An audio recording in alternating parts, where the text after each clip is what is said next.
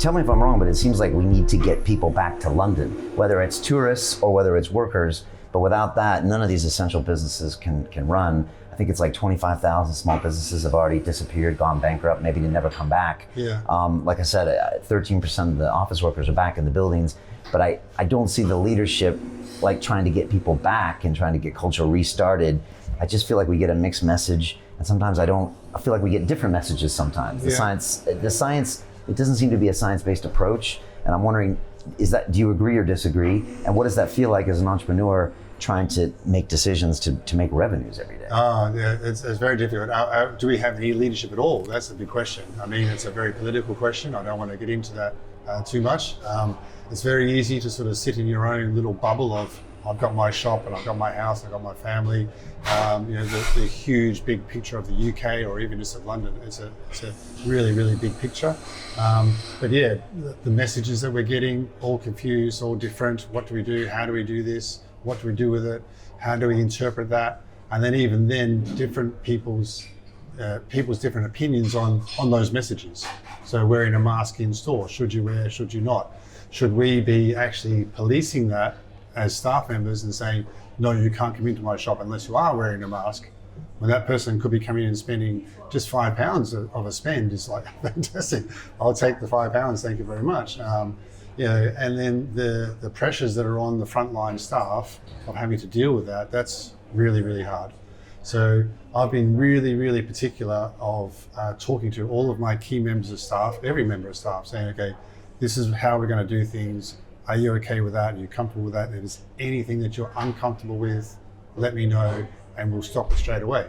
And we started off being fairly, you could say, strict in the way we run the operation, how many people, and then just gradually, they're used to it. We're letting more people into the store to a safe level still, but it's still about making everybody feel comfortable. Right. Yeah, right. It is a real challenge for us. Okay. Now I saw you put some outdoor seating out there, which I'm sure helped your business. Was that difficult to get approval for in the government? Is there a way that they might be able to fast track more outdoor seating for you and other businesses? I mean, are there any quick wins that you see? The quick win straight away is for Westminster or for the government to overshow it, but really it's the Westminster, because we're in the Westminster Council, is to say, right, we're going to invest in having tables and chairs outside forever. Fantastic. Yeah, happy days, we're done. Because straight away I've got 12 seats outside. Right. And if that's in winter and it's freezing and people choose to sit out there, that's their choice.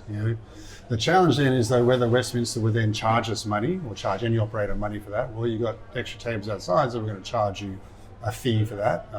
How much is that fee? Is it fair? But the story behind that is that Westminster Council said, like, we want to get people back into this area, and happy with that. Let's go and put some tables and chairs outside, mainly in Soho and other areas. And our street, Great Titchfield Street, was not identified as part of that. I sent emails in requesting for us to be identified for that. It was either ignored or missed or whatever. But basically, we didn't have tables and chairs outside. Up until about August the 14th, I think, when I got a bit angry. And I did my own IGTV video.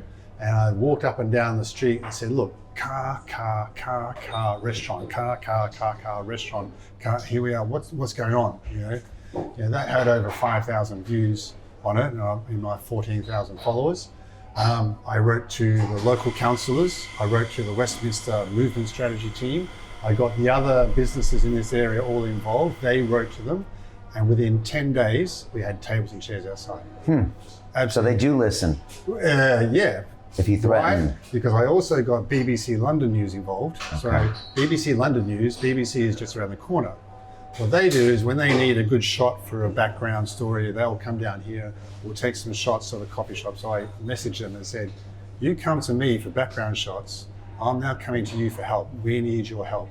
Right. Because by having these tables and chairs outside, I've got one more staff member working upstairs. By having tables and chairs outside, I've got one more kitchen staff working, coming off of furlough or potentially saving their job just by having that. It's fantastic. So BBC London News, they ring up Westminster. We've got this story about Great Titchfield Street. What are you going to do about it? And very quickly they said, "Oh, we'll put tables and chairs in," as a good news story. So it's been amazing.